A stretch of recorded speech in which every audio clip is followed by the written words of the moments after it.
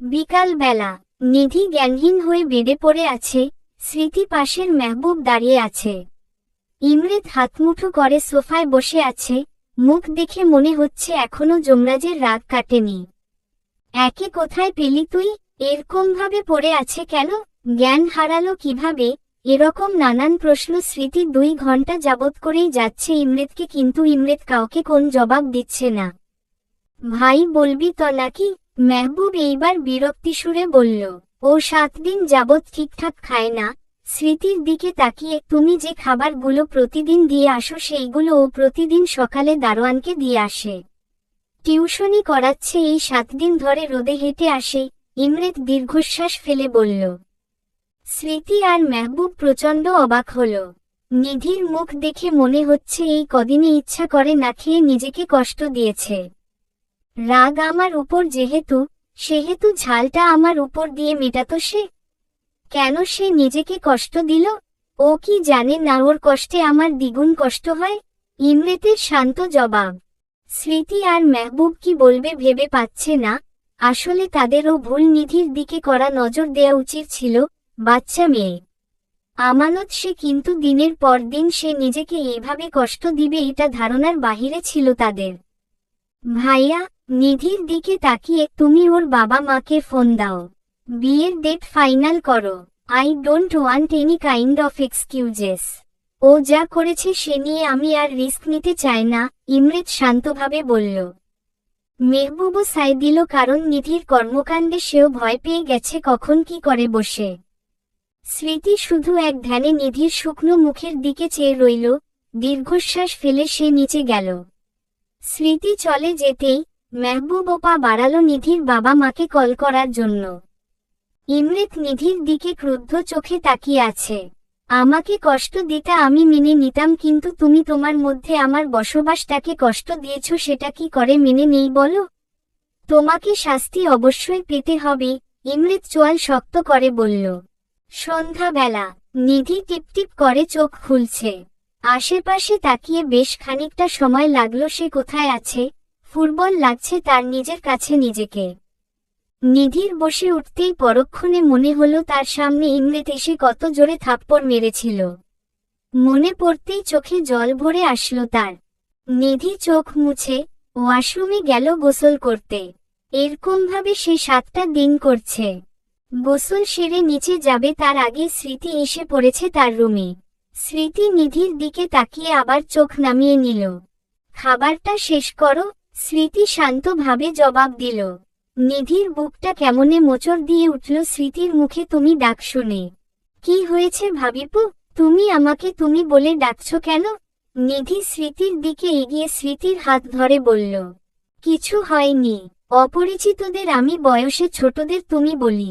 স্মৃতি উত্তর দিল। কিছু তো হয়েছে, বলো আমি কোন ভুল করেছি? করে থাকলে বকো মারো।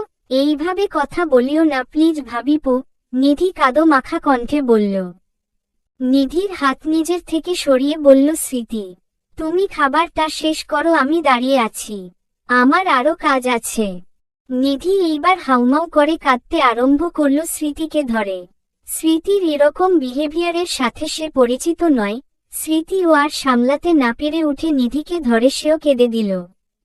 একবার বলতে পারতি, রাগ কার উপর করেছিস?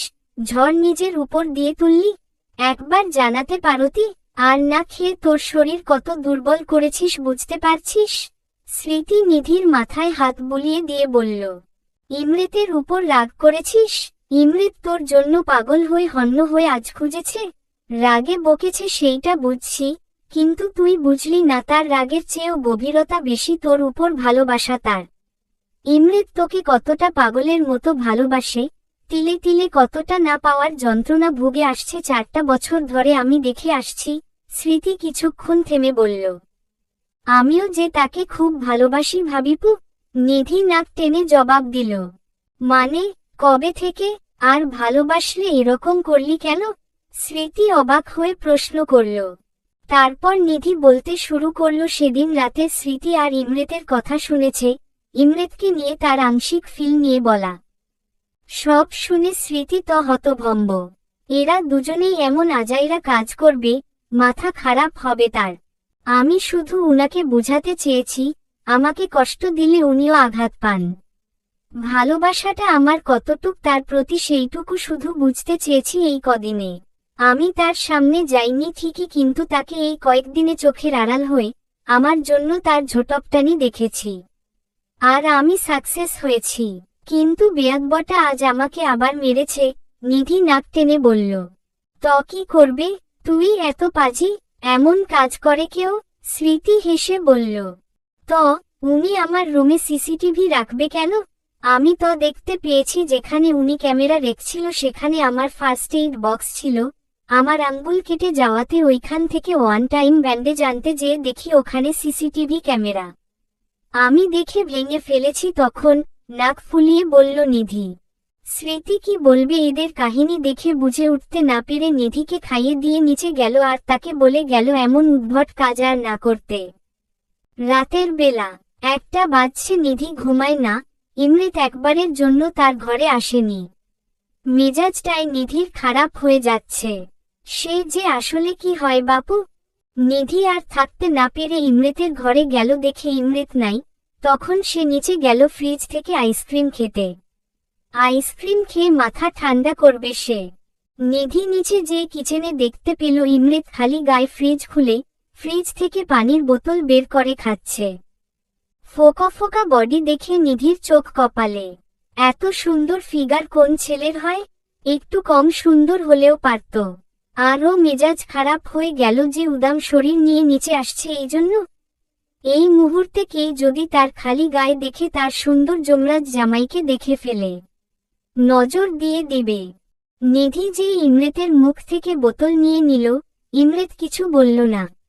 ইমরিতের সামনে ধকধক করে পানি খেয়ে ফেলল নিধি। আপনি যে রূপবান তা দেখানো লাগবে সবাইকে? নিধির করা প্রশ্ন। নিধির এমন প্রশ্নে ইমরিত ভড়কে যে হাসি পেলেও নিজেকে কন্ট্রোল করে নিধিকে এভয়েড করে উপরে যাচ্ছিল। ইমরিতের এভয়েডনেস দেখে নিধির মাথা খারাপ হয়ে গেল। ইমরিত যাওয়ার জন্য পা বাড়ালে নিধির ইমরিতের হাত টেনে ধরে সামনে আনল। এত শক্তি কই পাইল এই মেয়ে? এত দুর্বল দেখলাম তাও। ইমরিত নিজে নিজে বলল। উত্তর না দিয়ে কই যান? নিধি রেগে বলল। I am not interested. ইমরিতের বলল। নিধির কর্মকাণ্ড দেখে ইমরিতের হাসি পাচ্ছে, কিন্তু সে দেখে চাই নিধি কি করে। কি বললি? নিধি রেগে বলল। নিধির মুখে তুই ডাক শুনে ইমরিতের চোখ কপালে, সে অন্তত এটা আশা করে নাই। নিধি রেগে ইমরিতকে কাছে টেনে ইমরিতের চুল মুঠো করে মুখের কাছে যেয়ে তার ঠোঁটে ঠোঁট ডুবিয়ে দিল। আকস্মিকভাবে ইমরিতের চোখ আলুর মতন হয়ে গেছে।